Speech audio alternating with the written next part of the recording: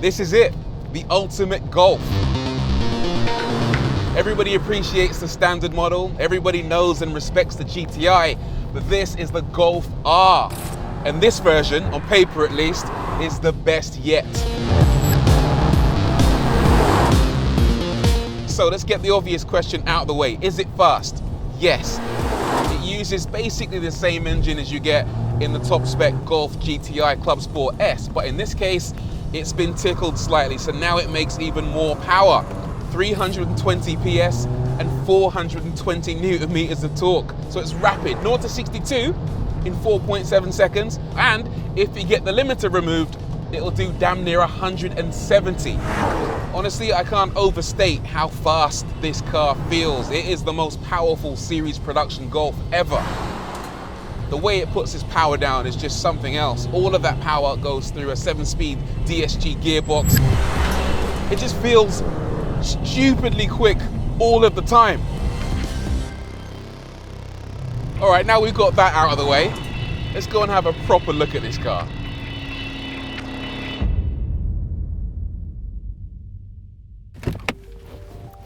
So, we're all familiar with the standard Golf. Link down below if you haven't seen that review. We've also seen the entry-level GTI. Again, there's a link down below. I put that head-to-head with the Focus ST, the Mercedes A35, and the Hyundai i30N. It fared quite well, but I want to show you the star of the show for the Golf R, and that is this 2-litre engine. It's actually the same one you get in the previous Golf R, except here they've managed to squeeze extra power and torque out of it. 320 horsepower and 420 Newton meters of torque. It's a beastly thing, although you wouldn't think so to look at it because it's covered in this squidgy little plastic cover. Very cute. Apparently that's there for pedestrian safety. If you get hit by the car and the metal doesn't hurt you, then that squidgy little cover will apparently help to save your life. Maybe they expect the driver to go around with the bonnet up and maybe make contact with people like this, and that will save their lives. Who knows? I'm not an expert, but now you know. In terms of looks, looks like a standard Golf really, except it's an R, and you can tell it's an R by the fact it's got an R just there on the front end. It's also got this little blue monobrow section just here and a slightly different front section. In terms of colors, well, you don't have an awful lot of choice really. It comes in white as standard, but if you pay between £600 and £700, you can upgrade to black or this lovely blue color. If you want a different color, well, you're out of luck. Wheels, 18s as standard. You can upgrade to 19s though. And check out this little side skirt here. This has a little flicked up section towards the rear, which is actually reminiscent of the old Golf R32. One for my Golf geeks. There's also a B pillar with Volkswagen written on the side in case you've forgotten what type of car you've bought. And there are even more changes around the back. This is probably this car's most interesting angle, I think. There's a lot going on back here. I love the fact that it hasn't got Golf written anywhere. You've only got this centralized, italicized R logo, which is a nice touch. I also like the fact that these rear lights are animated, so when you're indicating, it looks pretty modern, pretty cool. You also get really big quad exhausts down below. They sound pretty decent as well. And you also get this funky little diffuser section, and you even get this little wing up at the top. But if you spend an extra £2,000, you can get the Golf R Performance Pack, which includes an even bigger wing, a raised top speed from 155 to 168, 19-inch wheels, and a couple of extra driving modes. Nürburgring mode, which is even more hardcore than the standard modes, and drift mode, which does exactly what it says on the tin. Sadly, VW haven't provided me with the Performance Pack. They've given me the standard car, so there won't be any Nürburgringen or big winging or sliding today. So inside the Golf R, it's pretty nice. It's what you'd expect from a Golf, to be honest with you. In terms of changes specific to this car, you get these really nice Golf R seats with R embroidered into the headrests. You also get this lovely blue tartan, blue piping around the mats, and blue ambient lights, plus a Golf R specific steering wheel with R written on the lower spoke. You also get this cheeky little R button down here to cycle between different driving modes. You also get slightly bigger shift paddles than you get in a Golf GTI, for example, which makes them much more involving to use. The steering wheel's not perfect though, because you get these buttons on these spokes, and it's very easy to accidentally press the buttons while you're driving, especially when you're doing reversing maneuvers, and that can cause the reversing camera to turn on or off, and it's all very confusing. Speaking of confusing, I am not the world's biggest fan of the infotainment system in this car. My initial concern was the lack of the physical volume knob, but it goes much deeper than that. And one of the things I despise the most is the fact that the climate control buttons aren't illuminated. So you can be driving along at night and you can't see what buttons to press to adjust the temperature. It's weird because every other car that I've been in my life has illuminated climate control buttons, and for some reason the Golf doesn't. As if that wasn't bad enough, sometimes the system doesn't work at all. I was driving here to location this morning, for example, and for the first hour, all it said on the screen was loading settings, and there was nothing that I could use. I couldn't use the navigation, I couldn't use the telephone, it was just stuck on this weird screen. I pulled over, turned the car off, turned it on again, and it was just still stuck in that mode, which meant that I couldn't use the nav. I had to use the nav on my phone. But then I found another problem. You try and charge your phone using the wireless phone charger, and that doesn't work either. You put it in the charger and it thinks you're doing a contactless payment, and then it just says phone charging, phone not charging, phone charging, phone not charging. And then it says there might be some obstacle getting in the way of the phone and the charging pad, so you have to look in there to figure out whether there's something in the way. There's nothing in the way, it just doesn't really work.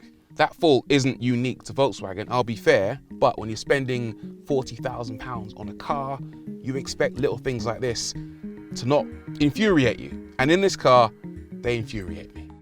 Luckily, the rest of the Golf R's interior is difficult to fault. The materials are of a high quality, especially in the front. There are plenty of cubbies. Rear storage is generous for both leg and headroom. There are 3 ISOFIX points, including one on the front passenger seat and several USB ports.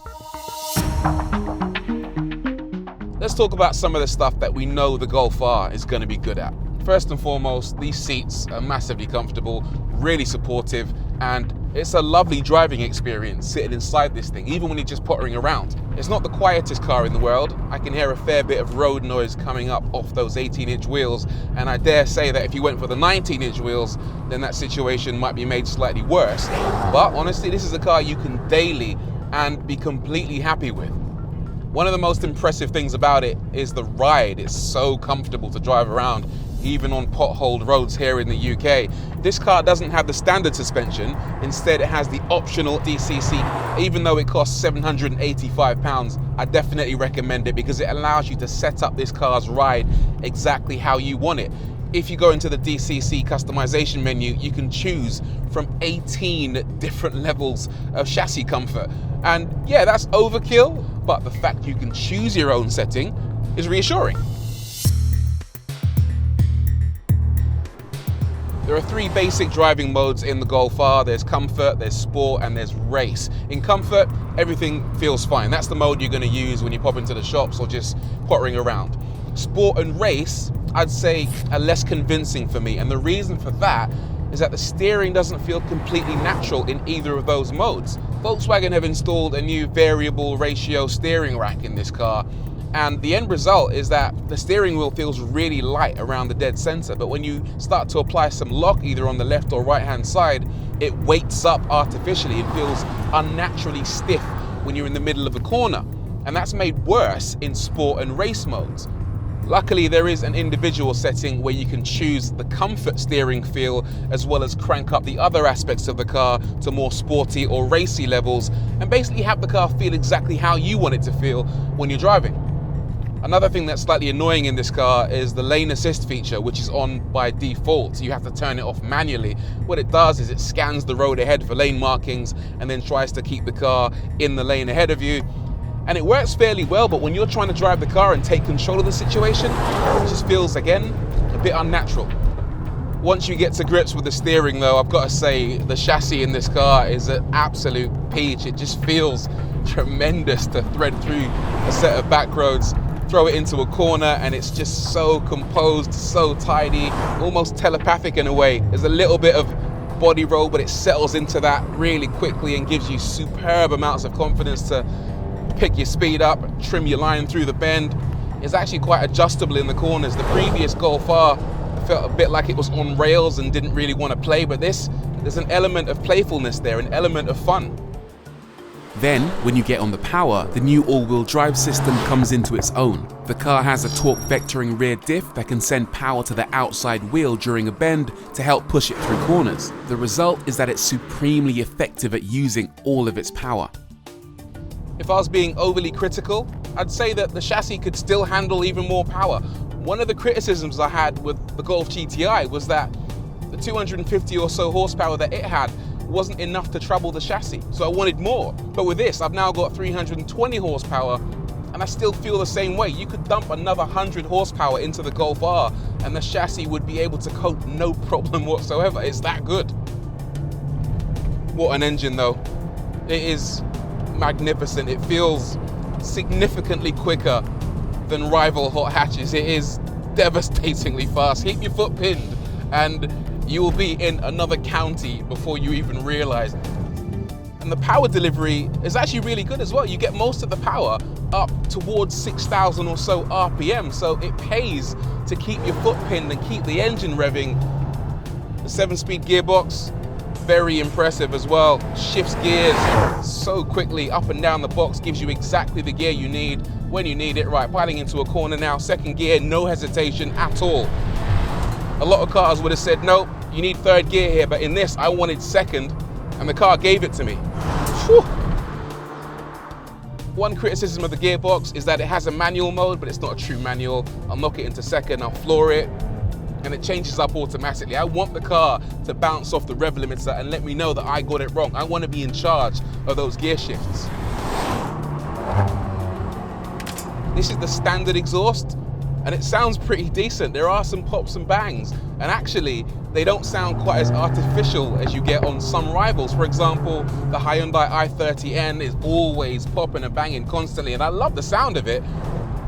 But in this, you earn your noise. The brakes are phenomenal too. 357mm discs on the front, and the stopping power is genuinely as good as the acceleration. You have confidence on the brakes all the time, except I will say that the brake pedal just feels weirdly slippery. It's easy for your foot to slip off the pedal and onto the accelerator, but once you get your head around that, it's not a big deal, honestly. I'm not completely happy though. I'm just gutted this car doesn't have the performance pack. Why doesn't the press car have the performance pack? I mean, I like this thing, but there's a very real danger of me loving it if it had the performance pack. Nürburgring mode, drift mode, that would have been the icing on the cake. I think you can probably tell that I am quite impressed with the Golf R. To think you can spend around £300 a month and get a car that is good looking, practical, commands a fair bit of respect in the supermarket car park and on the high street, and then is as quick as this.